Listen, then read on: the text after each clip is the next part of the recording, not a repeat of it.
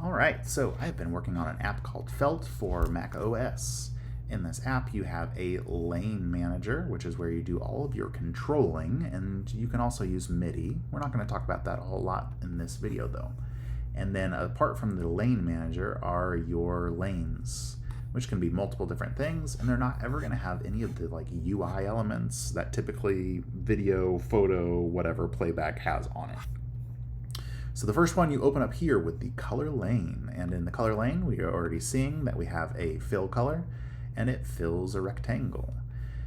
We have width, height, X, Y, opacity, Z layer order for the color lane. For a border lane, we have width, height, the border size, the color for that border, the XY position on the screen, the opacity, and the Z layer order as well. So those are the two kind of standard ones, and then we get into a little bit more specific where we would use this open menu to open up some kind of media. In this first one, we're going to look at a video. So the video is going to open up. It'll have its name up here. You've got a playback bar up top. You can play, pause, stop, which will stop the playback speed here. It'll put the video back at the beginning. If you press play again, it's going to go to whatever the previous speed was. The restart is going to keep it playing, but restart at the beginning of the video, and the random skip button is going to jump around the video. Default, the forward playback speed is 1. It can go to +2 and -2. In the middle, there's a nice null gap. And then we have a loop mode. You can turn the loop mode on and off. We have two different loop kinds. One is floating. So we have a length for that floating loop. When we press arm, it's going to make it loop. We can turn that loop off. It'll jump out of the loop. Or we can press it again while it's looping, and it's going to kind of crawl around within that micro loop just a little bit further over time if you just continually retrigger it. If you make the loop too small, the video is going to jump out of it, and it's not going to be able to be in there. That's okay. You can do pretty small loops in here. Sometimes it doesn't like it and it won't let you go down to 2 frames. Sometimes it will. Just kind of depends. We also have a fixed loop. When you switch between modes, it jumps between those two different kinds of loops. The fixed loop we can see is blue right here. We have a start and a length. We can set our length, change our start. It's a little bit more fixed than the floating loop. When we go, it behaves exactly the same way. It's just got start and length though. So we can turn the loops on and off. X, Y, width, height, opacity, aspect ratio, Z orders all there.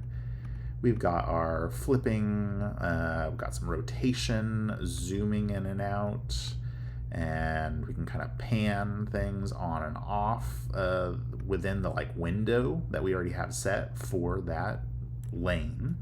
Then we can use these little reset buttons to kind of reset things back to their defaults. We have a mirror mode with a slew of options.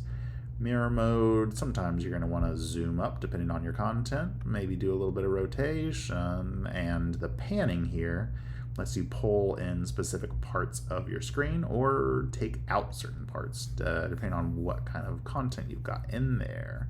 There's an audio volume slider here. I don't really use it very much. It's just if I want to turn it down if I'm listening to something else for now. Last one is also going to be accessed through this open menu. Currently, it is a PNG. We'll talk about that in a minute. X, Y, opacity, aspect, Z order, width, height, flipping, rotation, scaling, all that stuff's the same here.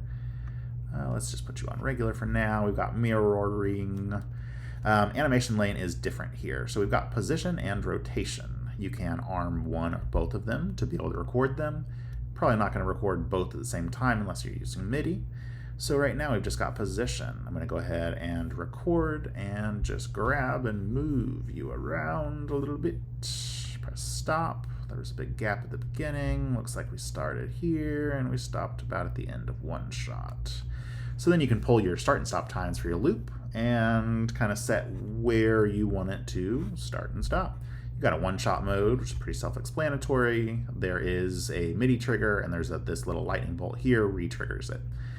Then we also have a depth. You can dial in the amount of the actual animation that you've just recorded that gets sent to the X and Y controls, either both, just X or just Y.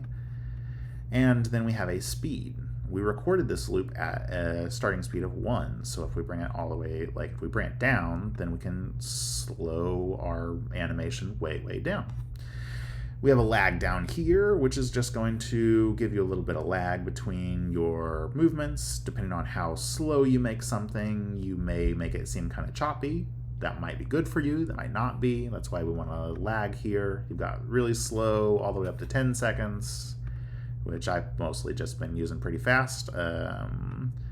So you've got that, which is good. Additionally, let's just look at you. We're going to look at our rotation. Let's just open this back up for a second. Record. We're recording rotation while it was going there. We're going to undo that. Great. Now we'll kind of set it back to where it was. Super. So the thing here is we can pause, restart back to the beginning of the loop. We can delete individual recordings. This would be position. This would be rotation. We can start back that playing animation. We can also just click and drag the picture still. But if we do that, the animation now loops depending on the frame that we grabbed it in within the loop and where it got moved to. That's where it's going to be within that loop. So now we have moved that. Well, we don't want it down there. Let's move it back up into there.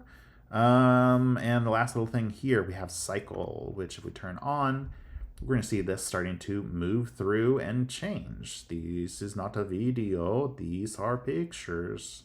The pictures are cycling through. They are PNGs with alpha, so you can see through them. They're cycling through at a given speed, which you can change here. Slow on the outside right now, fast in the middle.